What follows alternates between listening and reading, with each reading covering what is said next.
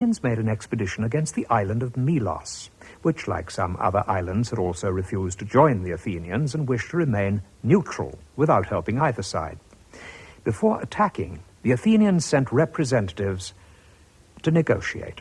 We've not come to make set speeches to you, but calmly to discuss our mutual interests. We invite you, therefore, to say freely what you think and to criticize openly whatever we may say. That sounds very reasonable, and we agree that each side should put forward their views calmly. Yet what is scarcely consistent with such a proposal is the threat, indeed the certainty, of your making war on us. We fear that even if we prove we're in the right, you will still try to destroy us.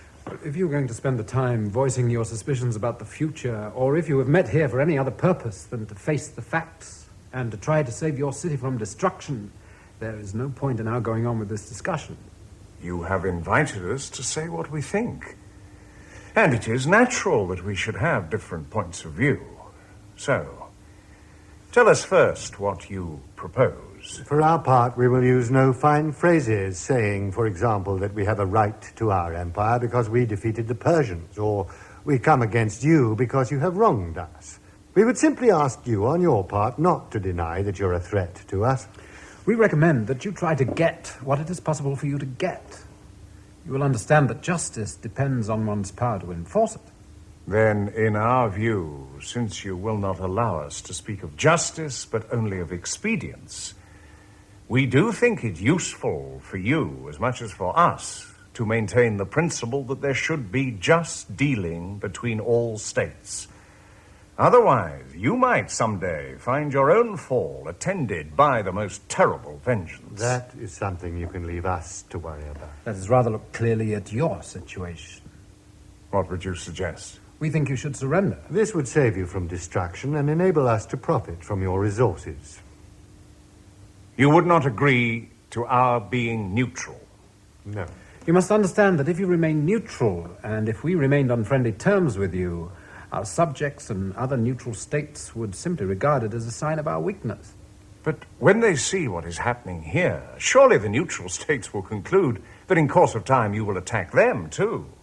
Well, to be frank with you, we're not particularly worried about the mainland states any more than we fear the Spartan army. We are more concerned about islands outside our empire, like yourselves, who threaten our sea routes, or subjects who have already become embittered by the constraint which our empire imposes on them. But surely, if such violent steps are taken by you to keep your empire, and by your subjects to escape from it, we who are still free would be foolish not to face you firmly, rather than to submit to slavery. No, not if you're sensible. We're far too strong for you. Oh, the fortunes of war are not always settled by greater strength. Your own past example against the Persians gives us hope. Hope is apt to be an expensive commodity. Our position is difficult, and you may be sure that we know it. Nevertheless, we have a kind of strength which you lack. We should be interested to hear of it. We are standing for what is right against what is wrong. Ah, yes. Men in a hard position generally say that. They do so simply to give themselves a kind of moral glow rather than to define any reality. In our opinion, common sense is the sounder morality, and to ask oneself where one's interests lie is more useful than a generalized feeling that one is acting nobly. Common sense suggests to us that what we lack in power will be made up for by our friendship with the Spartans, for such friendship is in their interest as much as ours. Past history also suggests that the outcome of war is full of surprises, and that since we are in the right, the gods are more likely to favor us rather than you. So far as the favor of the gods is concerned, we believe we have as much right to it as you have.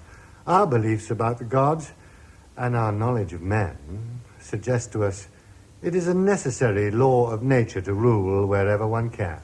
And as for your confidence that Sparta will help you, we would point out that though the Spartans are sound enough over their own affairs, their foreign policy is not especially dependable. Melos is an island. We are in control of the sea. We put our trust in the gods and in the Spartans. We will not surrender in a moment the liberty which our city has enjoyed for 700 years. We are sorry. We are sorry too. And we would like to say that you seem unique in supposing the future more certain than what is before your eyes, simply because you would like to believe it so. The Athenians immediately began to besiege Melos.